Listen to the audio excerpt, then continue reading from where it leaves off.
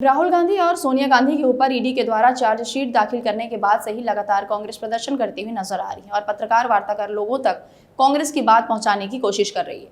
इसी कड़ी में छत्तीसगढ़ की राजधानी रायपुर के प्रदेश मुख्यालय राजीव भवन में आज कांग्रेस की राष्ट्रीय नेत्री सुप्रिया श्रीनेत पहुंची, जहां पर उन्होंने प्रेस वार्ता को संबोधित करते हुए कहा कि भारतीय जनता पार्टी झूठ फैलाने का काम कर रही है।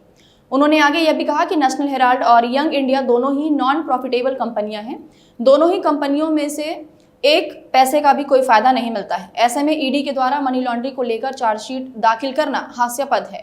वहीं उन्होंने भाजपा के कार्यकर्ताओं के द्वारा कांग्रेस कार्यालय के घेराव को लेकर कहा कि भाजपा के कार्यकर्ताओं के ऊपर जंग लग चुकी है। कांग्रेस पार्टी के डीएनए में ही है कि वह सच्चाई की लड़ाई लड़े, लेकिन भाजपा के कार्यकर्ताओं के डीएनए में माफी मांगना है।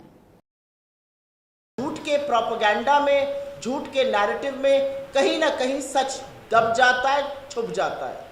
हम महात्मा गांधी की पार्टी हैं, तो हमें लगता है सत्य तो अंततोगत्वा सामने आएगा ही और हर बार सामने आता है।